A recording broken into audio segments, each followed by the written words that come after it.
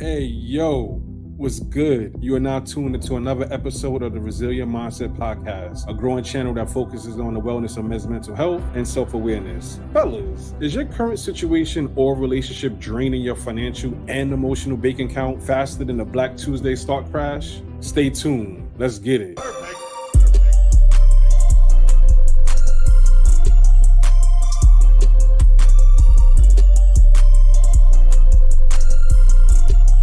Welcome back. Yo, have you ever thought if your relationship was a good investment? I know I have. In my experience, it's when a shorty violates so badly that it knocks common sense back into alignment. True story.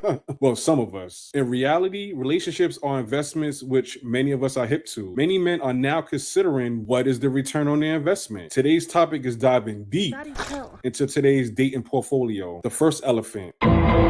Alright, I'll keep it 100. I'm not an accountant nor an MBA. So let's keep it simple. Is the current dating market providing value for value? Yo, shout out to Coach EO. In my opinion, there are 5 major investments men are required to make. Financial investment. If you're making $100K a year, how much do you want your guy to make? We'll say a good 400,000. Yeah. 100K Guy? a year, that's a lot. I would say 200. 200. I would say 100, like the same. Yeah. Okay. You know that only the top 15% of the US is making $100K, right? Yeah, that's what I said. Oh, Yeah. I guess I expect the most. 150, 200. I was thinking 400. Okay. No, that's so 200, much. no. That's Okay. That's too much. So why do you want your guy to make that much more than you? I guess just so that I don't have to worry about anything ever. I don't know. Like, why not? If I can find him, then why not? So you just look nice and pretty and he just takes care of everything? It's like a trophy wife. Yeah.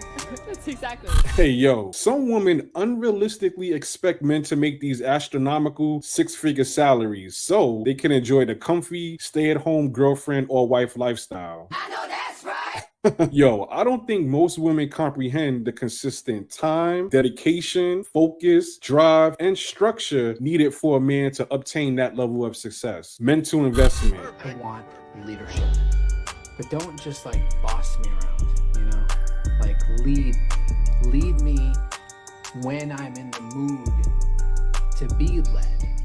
Many women say they want leadership from men, but most aren't even built to receive it. What? Yo, I'm jumping the gun. Hold on to that thought though. Being a good leader requires having accountability and responsibility. Leadership requires men to have mental fortitude, logic, and emotional intelligence to produce good decision making, which can be mentally draining. Emotional investment. Women like vulnerability, but here's the difference between the men that we lose respect for and the ones that we don't. The man that we are looking for vulnerability, what we mean by that is open up, tell us what you're going through, tell us your problems, but then also let us know how you're going to solve them. That's what we mean by opening up and showing vulnerability. I want to know what's hurting you, what's upsetting you, how are you feeling about this situation, but I also want to know how you're going to deal with it. Now, the man we lose respect for is the one that says, I've just lost my job and I'm an alcoholic and I'm depressed and I've got erectile dysfunction, but I'm not going to do anything about it. And I'm just going to moan and moan and moan.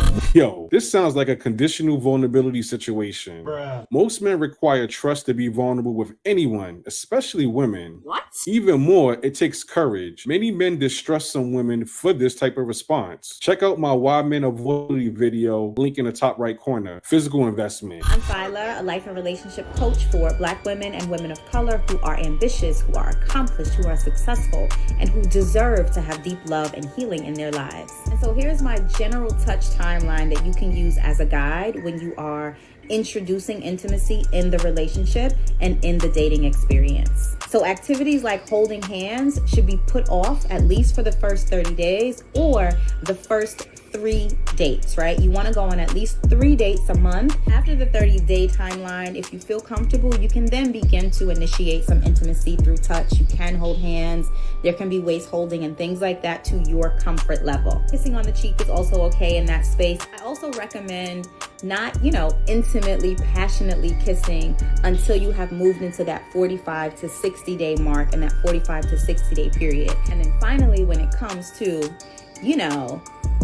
giving up the cootie cat, you do not want to do it before the 90-day mark. And that, ladies and gentlemen, is how women keep women single. Sensational. Yo, I don't know if she's a relationship therapist, but I'm guessing more of a self-proclaimed self-help coach. I agree with having boundaries. However, This sounds more like negotiating attraction and stringing men along intimately. You thought I was feeling you? No. Spiritual investment. Perfect.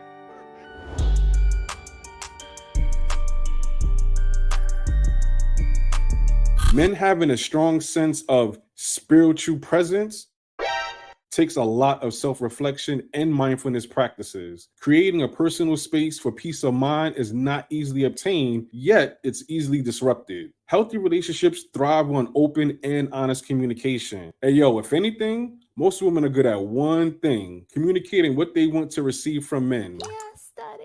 The second elephant.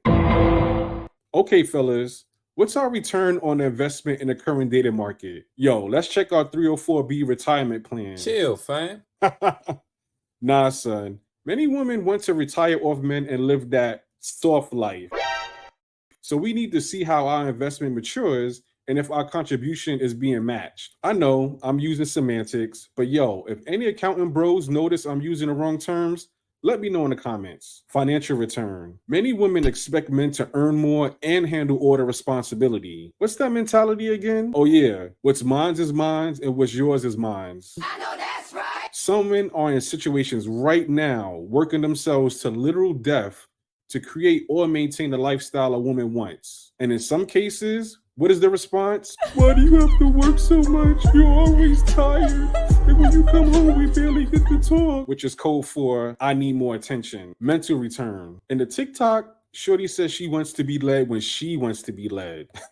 Okay, cool. Bye. You're looking for a part-time leader. Many modern women have this conditional submission mindset. If shorty doesn't buy in to your program, Cancel that. emotional return. What is the return of men being vulnerable with some women? The toxic ones will weaponize sign language tactics. Fellas, remember this little golden nugget? Now, the man we lose respect for is the one that says, I've just lost my job and I'm an alcoholic and I'm depressed and I've got erectile dysfunction, but I'm not going to do anything about it. And I'm just going to moan and moan and moan. Many people respond to crisis differently. It's called a trauma response, where you automatically respond in fight, flight, freeze, or fawn mode. Yo, the fact that women can't empathize with men claiming to be the emotionally in tune species is crazy work.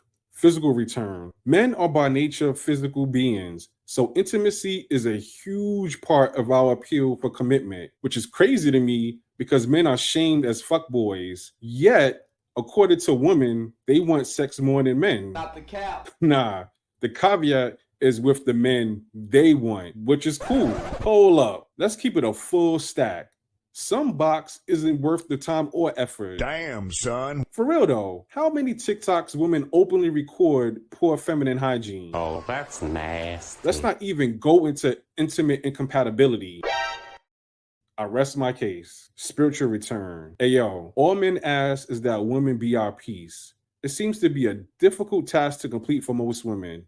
After dealing with the daily grind, the last thing we want is a chaotic home. Yo, some men dread going home or even answering shorty phone call or text. They know it's going to be some BS. It's a fact that stress deletes men faster than fried chicken and Hennessy. The takeaway is if you're always making plans, initiating conversations, or putting in emotional work, it might be a sign that shorty isn't as invested as you are. Financial strain can also be a major issue when one person consistently shouldering the financial burden. The key moment for many of us comes when we realize the relationship is not adding value to our lives. Whether it's a sudden realization or a gradual understanding, recognizing that you deserve a relationship that uplifts you is a powerful turning point. Listen up. It's crucial to assess our relationships regularly to avoid investing in ones that are not mutually beneficial. Remember, your time and emotional well-being are valuable, so don't settle for a relationship that drains you more than it fulfills you. Yo, what part of this topic do you agree or disagree with? Do you resonate with any of these signs we discussed? Drop your thoughts in the comment section. I hope you've gained some value from this video, and don't forget to like, comment, and subscribe. Thanks for watching, and see you in the next video discussing more thought-provoking mindfulness content. Stay resilient.